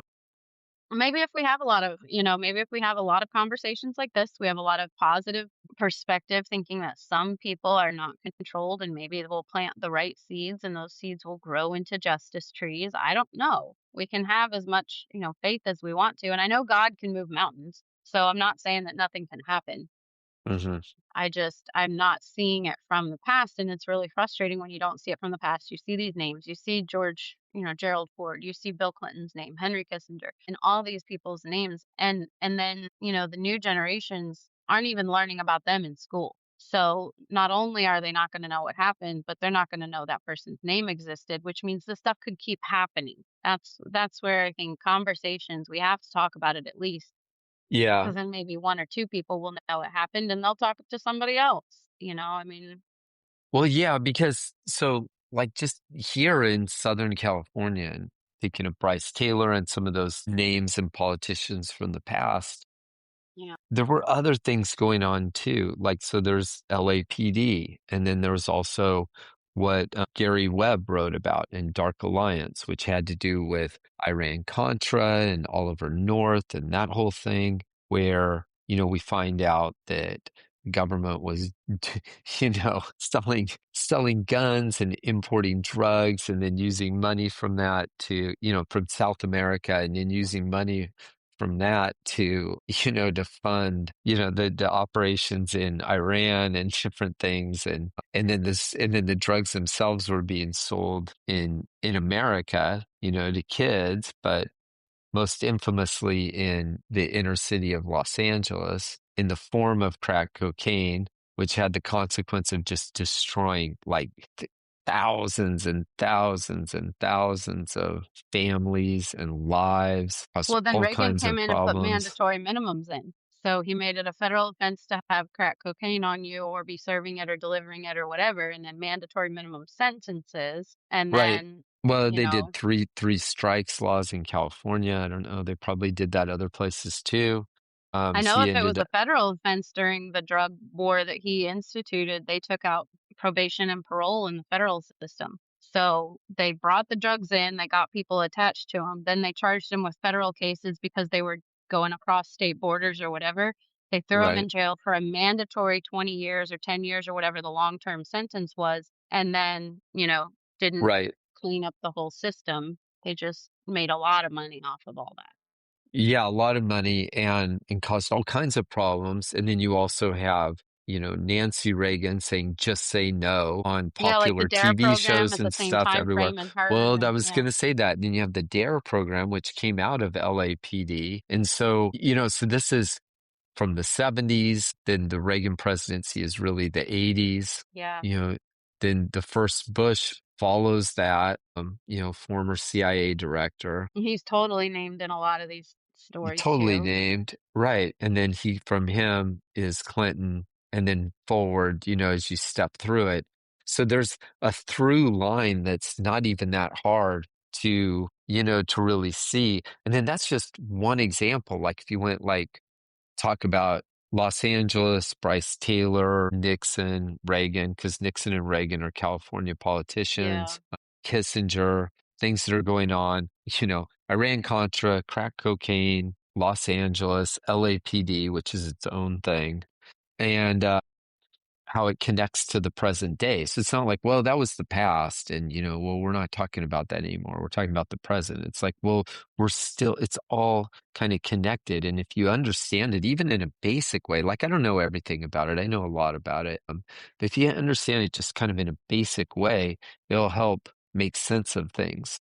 And you make sense of things and Yeah. make sense of like what to talk and think about, like what questions to ask. So, yesterday there were supposed to be MK Ultra hearings, which were canceled, but, we're still talking about it. And these things all kind of connect to each other. So I think to just say, okay, Yeah. well, that happened. Now let's talk about things. It's like, well, But that's it kind of didn't how happen we that got here. long ago. That is how we got here. And you're right, exactly. Because, like, so let's think about Nancy Pelosi was alive when the dinosaurs was alive. So she was basically in Congress when a lot of these things were, I don't know if I want to say starting, but I know she was in Congress when Biden came in for the first time in the 70s. So all of these Yeah, stories they that go way came back. through, Right. and you've got Kennedy's named in Bryce Taylor's book. Kissinger, you were talking about all the California guys. We've got a Right. Kennedy in office now who's talking about the collusion that happened to his father and his uncle, and uncovering the CIA stuff that happened in his family. And I mean, I don't know if he's good or bad, but he's in charge today. So we can say it's of the, like you mentioned, it's in the history. So that was in the past. It's not really in the past in terms of the world and the 50 billion years or however old the world is.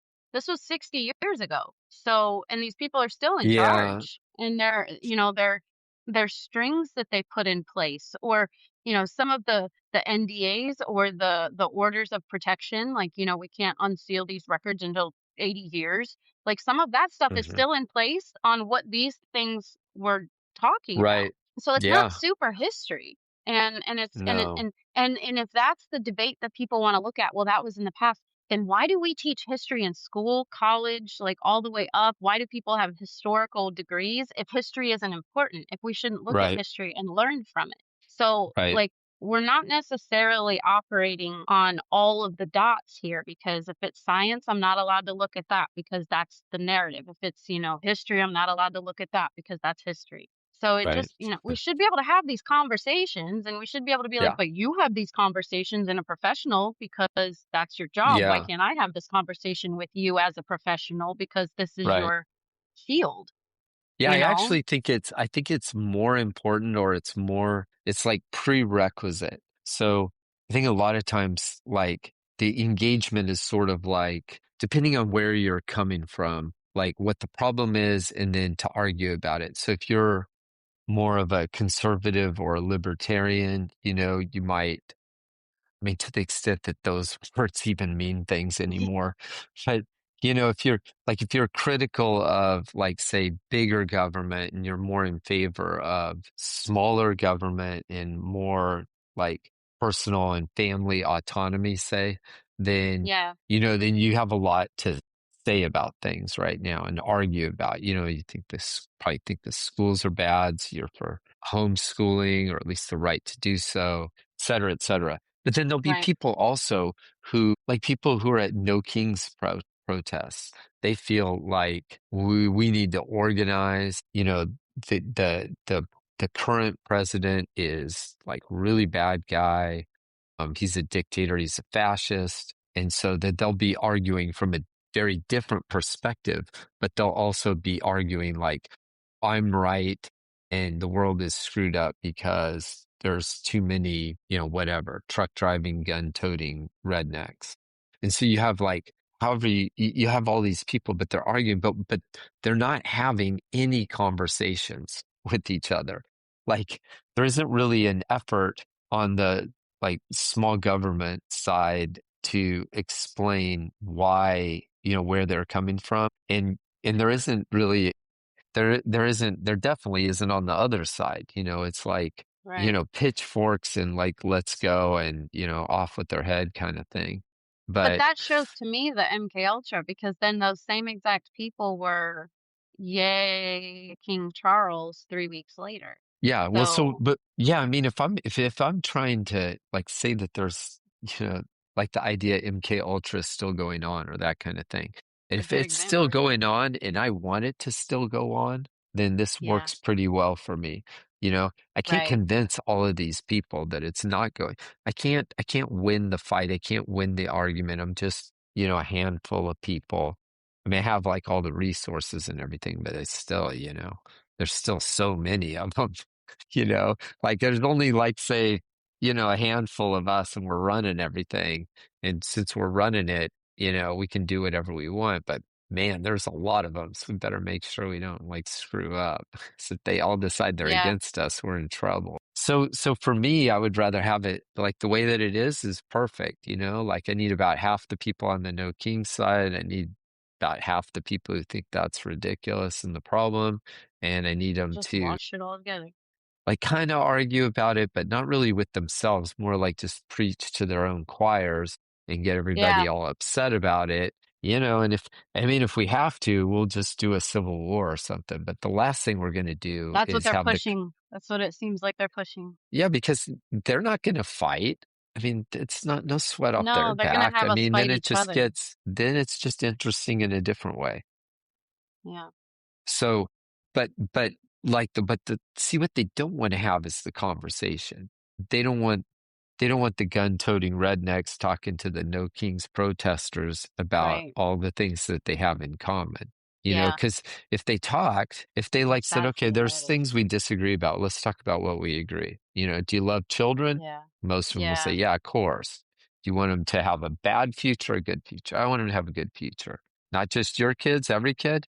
Be like, well, especially my kids, but yeah, of course, all kids. And you're like, oh, okay, well, you'll find out that we all people are agree pretty pretty much much the same. in agreement, even though you're looking at things differently. And probably Or being if labeled differently. if an honest conversation's being had, they're probably changing minds a little bit. Like they're like, yeah, you know what, I see where you're coming from a little bit better, and vice versa. And then what you'll end up with is like 99.9% of the people that are pretty down with each other, looking at like these fuckers that are doing everything. Yeah, And if I'm one of the agreed. guys doing everything, that's what I want to avoid. So then what do? I isolate people.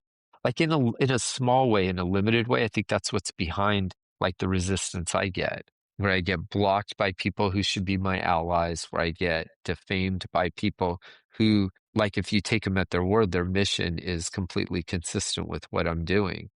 Right. No, that's just in a small way, but I feel like it's commensurate with the amount of, like the waves I'm able to make. If I made huge waves, I think I'd be getting huge blowback. If I make some waves, then maybe I get a little bit. I think if people could just Yeah, ignore me entirely, they would just, I mean, I'm talking about people in charge, people running stuff. If they they could clearly can't. if they They could just clearly can't. yeah, if they could just ignore me, they would. I mean, or a better example is Allie Carter, actually.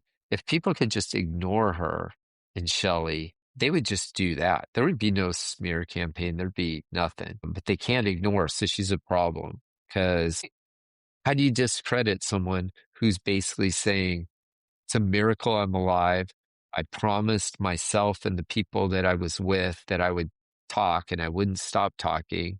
I believe I have a personal relationship with Jesus. I feel like I'm saved, and I'm going to talk about what happened. And I'm going to Exactly. I'm not going to stop trying to do it until it takes hold. Well, shoot, somebody like that, that's a huge problem, because what are you going to do? I mean, at this point, if anything were to happen to her, that's super bad, because everyone's going to go, nope, that doesn't make sense. She was good. She was happy. She was healthy. She was talking the whole time. Yeah. And she's got insurance holders. So if you believe she has receipts, there's receipts. And then what do? You try to discredit her, but even that's almost impossible. I mean, I don't even think Yeah. I think the smear campaign that was aggressive, and it might have been trying to trigger things, but it was not persuasive to normal people. If Definitely anything, not it's like, what the persuasive hell was that? in terms of Um, anything other than this is drama. Like is that she? will throw a lot of people. Mhm. A lot of people can't handle a single ounce of drama, so they'll read news and they'll read posts and stuff, or they'll watch something, but they don't want the back and forth bitter bickering. And the smear campaign brought a lot of that on their own side that Allie never participated in, that caused a lot of people to be like asking questions the wrong direction. And it's contrived Yeah. 1,000%. And if you're not in the know of how a targeted harassment campaign is set up, which is very similar to a marketing campaign for I'm going to launch this new product. That's so interesting, isn't it? Yeah. Yeah. If you're not aware of how that works, it's just going to look like a post, some words, some things. And when you start to see the drama, Right. half the people are going to turn it off because I don't care. I don't pay attention to it. That's why I don't watch the news. And so a lot of smear campaigns, smear situations, a lot of those are not about truth. They're not about anything that's actually important to the public. It's not about getting, it's just about watering down the public's attention span. Right. And that's the frustrating part because it's literal stuff that's hurting the survivor. It's literal stuff that is like pinging the survivor's, vulnerable spots on purpose. But Hmm. the general public is just getting desensitized. And it's just, and that's the way that the SEO campaign will work because they'll, it existed, you can search for it, but 30,000 things pop up first. It must not be true because if it was true, it would come up first, right? So then you move on. Hmm. And so it's the same concept of, I think this is an MK Ultra thing and it shows is like, I can control your brain by saying this did or didn't happen, by putting something else in front of you, by shiny objects. I can do all of these marketing techniques, Right. against your truth because I'm afraid of your truth. And Right. and the general public isn't trained to not fall for a commercial or a article or a campaign. They are trained to fall for all of that so they'll buy the product. And here the product is don't trust the survivors. The government is your safety net. And that product is false. That's false advertising. That's a crime against humanity to push that product. And, Right.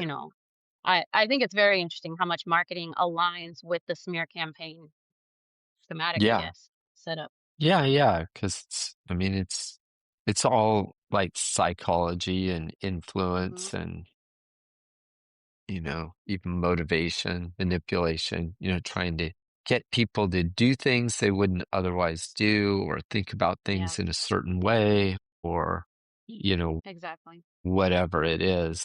Yeah. But I've kind of I've moved a lot back from the idea that if I could, there would be something like if I could just explain things in a certain way, if I could just write it up perfectly, if I could make a video that was like so compelling, then, it would persuade people in ways where they would just have to come around to my way of thinking. I don't really think that so much anymore. I think more, and it's because I agree with you. I think that it's that powerful and people are under the thrall of that kind of messaging and marketing. And then so it becomes something that's more like I'm documenting stuff. And I tend to do it publicly on X, but a lot of times I'm just documenting what's going on and getting a timestamp for it and then trying to do things in reality. So like for Yeah. in reality in California right now, so and maybe kind of to put some things together in like a summary kind of way is that I look at like we've been talking about Allie Carter and she's from Yeah. Riverside County. So she was born in San Bernardino and then mainly and then grew up in the Inland Empire. So like with her biological family and with a lot of problems, and then in government CPS care with a lot of problems, maybe more, before finally escaping, kind of. I mean, she's never really been free of it. But anyway, it's in the place where the leading Republican candidate for governor was sheriff, so in charge of law enforcement. I mean, since 2018 he has been, Since but she he's was had an born, he entire was in office. he had an entire career. And so, I mean, I've had a little bit of people pushing back on me that goes something like, yeah, but he wasn't in charge of everything, and he wasn't necessarily doing anything to her, and he was trying to reform things, and he just Then he whatever. should I talk mean, about her. he should exactly. So if he's a good guy and he was there the whole time and he wasn't in charge of stuff like he is now, and he knows what he knows, and he's the person of all the people here, he's the person that should be in charge of 40 million people in California. He should talk about it, even if talking about it means like, yeah, that's horrific. That could have happened in other counties too. We're dealing with it. I was trying to deal with that kind of thing. Here's where we were successful. These are the problems we have. Here's where I was thwarted, or we were Yeah. thwarted, or my predecessor was, but we don't get any of that. It's just like, no, I'm not going to talk about it. And then, so she and I were both born at the same hospital. I'm much older than she is, but I know a lot of the same places, had mostly different experiences. But I find myself at UC Irvine, and, in the situations I'm in, which I didn't experience the horrific things that she did. I experienced what I experienced. But I have come up against a lot of corruption and a lot of things that are not right, that I did not expect to encounter. And it happens to be with or connected to or right next door to some people with lots and lots of resources, responsibilities, power, etc. And then one of them is Katie Porter. I mean, it's really just one of them. And so she's a politician, and then she's running for office. Well, she's like the leading Democrat, or at least one of them, for the same thing that sheriff is on the red team. And then the two of us together, I think if you put both of those stories together, that tells a whole lot about what's going on. And if it doesn't say a whole lot in terms of ultimate answers, it it it raises lots and lots of questions, like good questions. How is this happening? Is it any better now in Riverside County than it was? Is it widespread? Is it in all the counties? Is it across the nation? If it is, how so? And then to me, the same kinds of questions. And maybe a few answers too. But even if there aren't a lot of answers, there's questions. But are those questions being asked? No, they're having debates. They're not even talking about trafficking.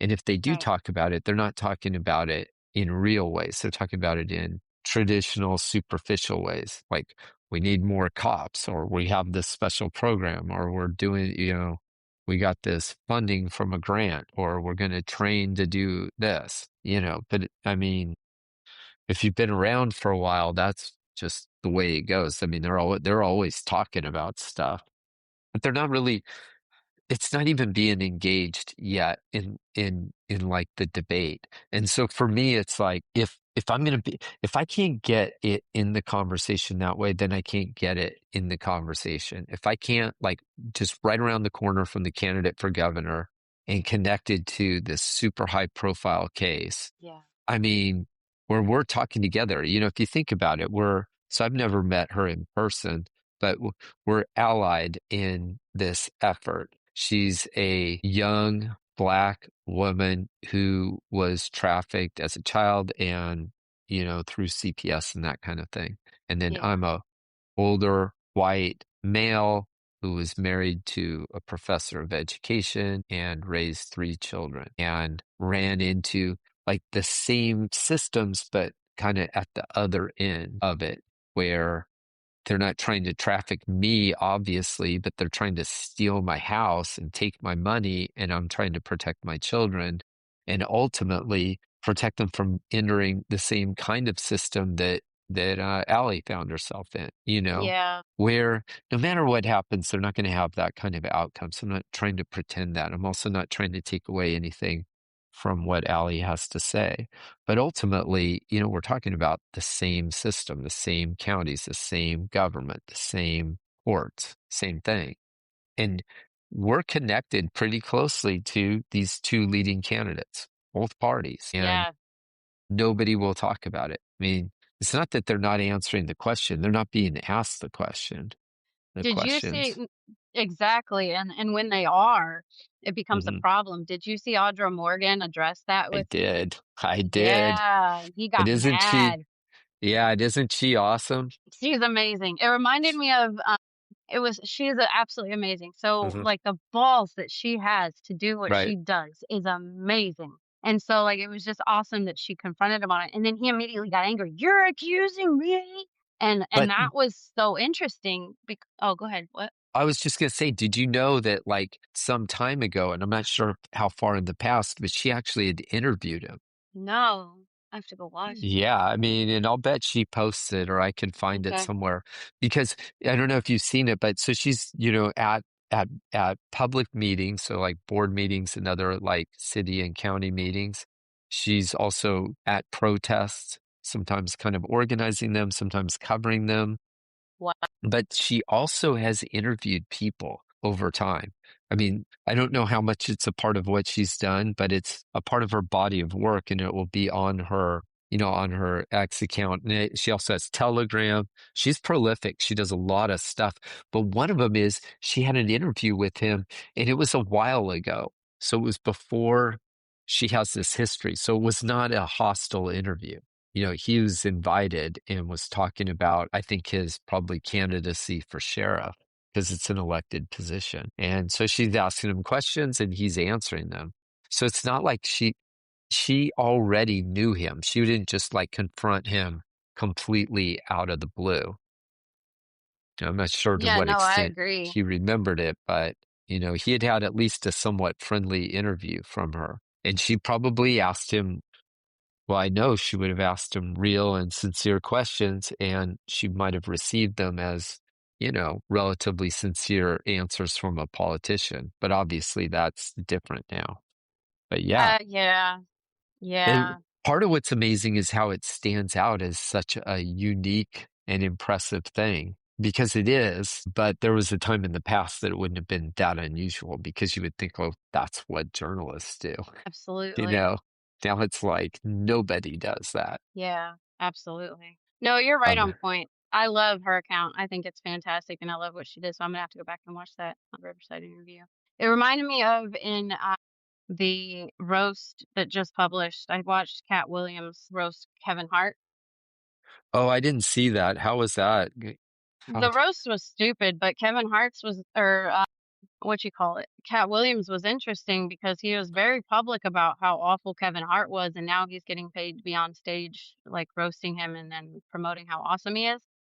Yeah. And he said something that I thought applies here. He said, just because Kevin went to Diddy parties doesn't mean he did anything wrong. Uh-huh. It's the way he responds when you ask why he went to the Diddy parties that shows he did something wrong. And that's how I feel about the way she addressed with Chad Bianco, or Bianco, right? Yeah. Because Right. I think, it's one thing for you to be like, look, you've been in office all this time, all these things have happened, all this stuff. Can we address it? And he's like, well, let's talk about it. I did blah, blah, blah, blah, blah. But Right. he immediately, like, you're accusing me. So Yeah. that's a very interesting response. It really is. Yeah. Yeah. Yeah. I mean, that's exactly what I thought because you can look at it a number of ways. It could be an opportunity to talk about a really important issue that's Yeah. frustrating as somebody who's a sheriff trying to protect people. You'd be like, yeah, Mhm. man, I hear you. Mhm. Mhm. You Conversations know, are key. man. They could have had a very important conversation. If he's not a bad dude, if he's the right dude for California because he can fix all that stuff, that would have been the exact moment to have that conversation to prove it. Right. Or to even indicate it, Try to. like, Yeah. yeah, like like, what are you saying about my brother? He's awesome, man. He's a great judge. I've known him forever. I mean, what are you talking about? Interesting. Yeah, we should definitely bring that up. Yeah, I mean, But it's kind of weird. Like, it so is. before things broke, in our family, like if you'd asked me in 2012 about, like my ex-wife, Anne Marie, and what she was doing, she was in the classroom. I would have been like, somebody said like, yeah, what's she doing with kids or whatever, and teaching. I would have said, I mean, I wouldn't have been defensive like that. I would have said, oh yeah, it's, we're studying education and there's like some real problems at the school and we're excited about things that we found out and we're kind of approaching it in a different way. And that's what she's talking about. And if somebody said like, well, that sounds crazy, like, why are you doing that? Why aren't you just trying to get kids into the regular schools and make them as well, here's one. I mean, let's say like what, there's a real problem with people taking their kids out of the schools because the ones who can't take them out of the schools still have to go to the public schools and the public schools are bad.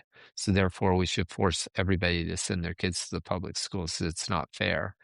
But if somebody had That's said that, I not a wouldn't have good been fight. if somebody had said that, I wouldn't have been defensive about it. I would have said, well, I mean, it is a problem. We do need good schools, but, and it would have been an opportunity to talk about it and explain about it. It was super Yeah, I weird the agree. way that he responded. I think that was Very exactly what rude. I thought. I was like, man, Yeah. you were watching it, you were thinking like, well, maybe I didn't really think there was something to that, but now I do. Now I Now I do. do. Yeah, Yeah, now I have questions. right, Now I have a right. lot of questions. So, yeah, kudos Exactly. to him for totally controlling that the opposite way with his emotional response. So, Streisand effect. give him a nice, Yeah. yeah, give him a Wasn't nice thinking pat on the about back it, but there. now I am. Exactly. Yeah.